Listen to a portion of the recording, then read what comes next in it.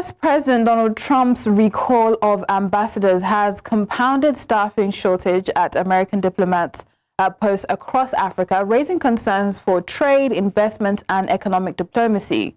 Reduced embassy capacity could slow visa processing, weaken support for US companies, and limit on-the-ground advocacy for American interests. Analysts warned the move may create openings for the rival global players, including China and the EU, to expand influence on the continent.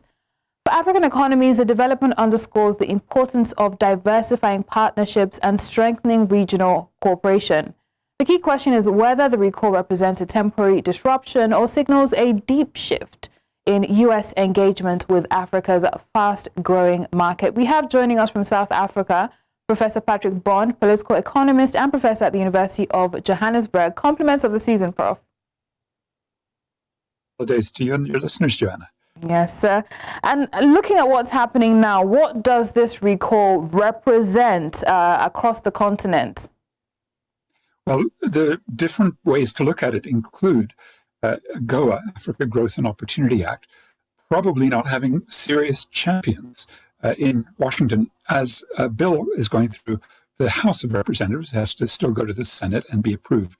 That might renew AGOA, which, as you recall, in September, basically died. And the Trump tariffs that started in April and then renewed in August have made much of what AGOA represented, that was an attempt to industrialize Africa and diversify exports, null and void. And so AGOA has the crucial question for African businesses remains unanswered, with the kind of professional career diplomats now being fired effectively. They're just being recalled, and they're going to be replaced with what I think many would fear are political hacks. And so it's going to be, Trump doling out presents to his friends. Here's an ambassadorship here, and you can take this country there.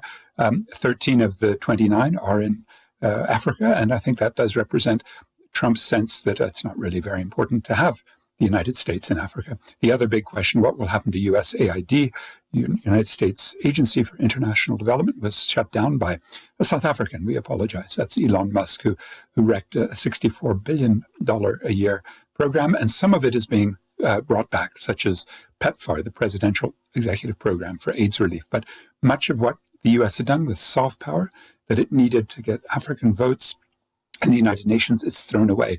And as huge diplomatic crises now are unfolding, like the U.S. bombing boats in the Caribbean and possibly invading Venezuela, this is a tough time for Donald Trump to be playing these games.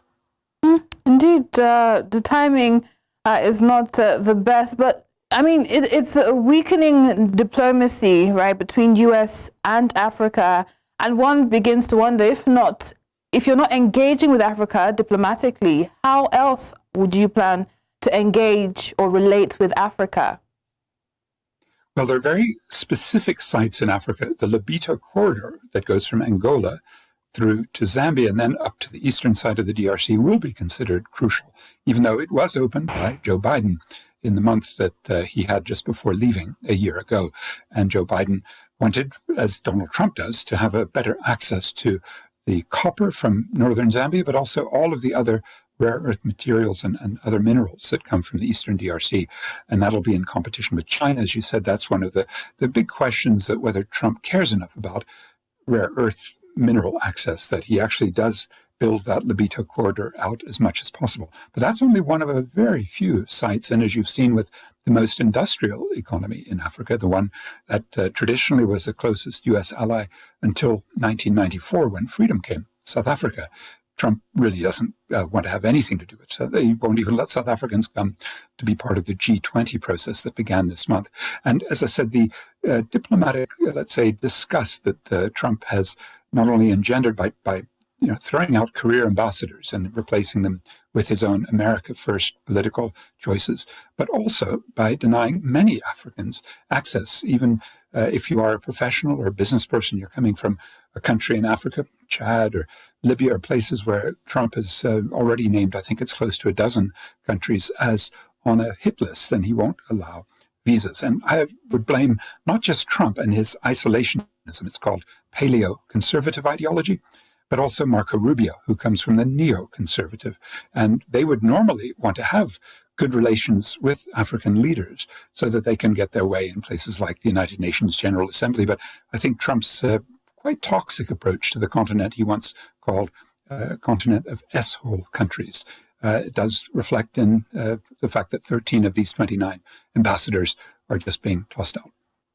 Right, and you have said a toxic approach, and I'll go further and say a toxic relationship between the continent and the U.S. But how should, in the light of all you've said and all you've expanded on, how should African governments interpret the recall? Is it a policy shift? Is it a temporary political move? And how should they move in the light of this? Well, we've learned over the past 11 months, haven't we, Joanna, that you can be individualistic in your approach as an African leader. South Africa's maybe most notable, Cyril Ramaphosa. He went to the White House for an Oval Office meeting.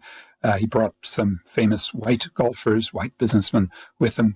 And nevertheless, he was humiliated, and he humiliated Donald Trump, who made up fibs about a genocide of Afrikaner people, white farmers. Trump's own tariffs did far more damage to those Afrikaner farmers, especially in Stellenbosch, where the vineyards, the grapes and the wine are. And so Trump really plays games. And unfortunately, he can drag a few Africans here and there. He took some from West Africa over to the White House in, I think it was in July, and they were offering deals. Even the Senegalese president said, "Oh, we'll build you a golf course."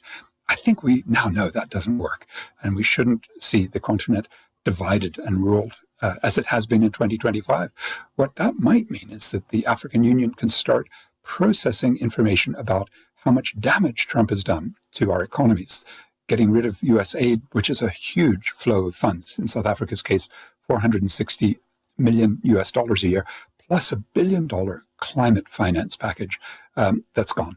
And he's done that across the board. And with AGOA also shrinking our revenues, for example, cars, 82% crash in the first half of the year. I haven't seen the updates, but a terrible crash of auto exports to the US because of AGOA being chopped already for South Africa early on in the year. And if you put all that together, it does mean I think we need a unified approach instead of this one by one divided and conquered Africa.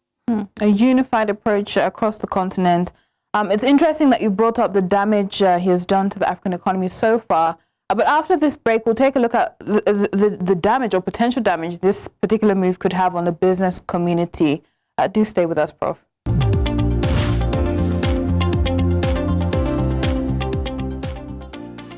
Trump's ambassador recall, what impact will it or could it potentially have on the continent, and how should African leaders interpret this move? We've had Professor Patrick Bond, professor from the University of Johannesburg, provide perspective on the program. Thank you for staying with us, Prof. Great to be with you, of course. Yes. And let's now take a look at the risk that this diminished diplomatic engagement could pose to American businesses operating in Africa, those seeking to expand into Africa. We know that there are a lot of African countries looking for FDIs and even investors, the business community at large. What impact could it have? Well, I think the one by one, you could look at those dozen plus. In fact, I think the total number is 15 countries, and that includes Nigeria, where career diplomat Richard Hill is being evicted. And so the question is who will be brought in to replace them, and whether they have anything like the historical memory, the skills, and the orientation to support American and Nigerian business in this case. But I think the other big question is whether we've got in sites of geopolitical turmoil where these ambassadors are being withdrawn, sites like Rwanda and Uganda, which are crucial to whether the DRC peace deal and the $4 trillion worth of the minerals that Trump is expecting to extract for U.S. companies, as I said, then being taken out via Zambia and through the Lobito corridor in Angola. And so each one will be different, won't it? And huge countries with not just Nigeria, but the other very large country, Egypt, will be affected, I think, again, adversely. That's a very complicated place because of the geopolitics of Israel next door. And then in South Africa, we've actually got a political appointee who was just approved. His name's Brent Bozell. He's a right-wing ideologue. He's a very, very strong critic of, for example, the African National Congress. And he called Nelson Mandela a terrorist when he was doing his ideological work, which was to be a right-wing watchdog on the mainstream media. That's his whole career. So he's being rewarded for being a very strong Trump ally, and we expect him to come to Pretoria when he takes up his position early next year with a very, very, let's say, resounding set of critiques of the current South African government on calling out Israel for genocide or supporting the BRICS and whether the BRICS move to a de-dollarization or not, remains to be seen. All of these things, of course, Nigeria also now a partner of the BRICS, and the BRICS to be hosted by normally, I'd say a Trump ally, Narendra Modi, this year. But so Nigerians will go to Delhi for some of the meetings. But because Trump has alienated Modi over a 50% tariff that he's put because India is importing Russian oil and gas, it's all up in the air. And the thing with Trump is it's a very fluid and transactional relationship where if you do a deal with him one day, you hope that it sticks, but you never really know because he can be so flitty. I think that means any business person doing anything with the United States, especially with the high tariffs. Of course, oil from Nigeria is exempted, most minerals from South Africa exempted, but any productive activity on the continent that's not extractive is now not going to be able to count on having U.S. customers. By the way, the same thing is happening in Europe, but for a different reason. Climate sanctions on African products like South African steel and aluminium. They're going to be hit very soon, on January 1 probably, with a new tax, a carbon tax. It's a carbon border adjustment mechanism. And then when you see these countries in Europe, not just the USA, but European and UK countries withdrawing their overseas development aid, dramatically, probably a 17% decline this year after 9% in 2024, and countries struggling with debt repayment and no progress really having been made at the G20, we are looking at quite a difficult situation for businesses and their ambitions to export to the US. I think, you have to be quite conservative, pessimistic about those. Indeed. So while there are quite some risks that you have highlighted, let's turn our focus to the opportunities for the global south, because it does look like a lot of the antagonism is from the global north. So this vacuum somewhat, what opportunities does it create for countries like China or perhaps even Middle Eastern investors to deepen their influence on the continent? It could open up that vacuum in which China, especially, and the Middle East, which has vast amounts of liquid funding and potentially can come in and make large investments. Usually they do joint ventures, usually they're energy related. But the main point about these potentials is that they too are suffering from the Trump tariffs. Maybe not the Middle East because their oil will go to the US without tariffs. But Chinese exports down 20%. What that means here in South Africa, maybe in other places, I haven't looked, is that the Chinese are accused of dumping steel and tires, washing machines, nuts and bolts. Those four have received new tariffs from the South African government against the cheap imports because China now, with that 20% decline in its largest export market, the United States, due to Trump's tariffs, now is pushing its goods elsewhere. So all of these make, let's say, the international terrain much more difficult to navigate.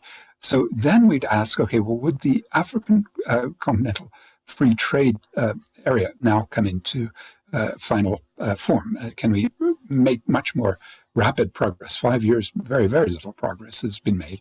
In fact, I think some of the ratios are actually lower today for trade to GDP than in the beginning, 2000, when the AGOA was, the African continental free trade area was meant to get up and running. So I think that's the big challenge, isn't it? It's to look inward to the continent to find stronger leadership within the African Union to get over some of the internecine battles within Africa, to have a united position against Donald Trump and U.S. tariffs and maybe against some of these political hacks who I think will replace the career diplomats. I mean, hopefully we do see that strengthened leadership across the continent and collective action, as you have pointed out. But thank you so much for your time and perspective on the show today. Professor Patrick Bond, political economist and professor at the University of Johannesburg. Thank you for your time and compliments of the season once again.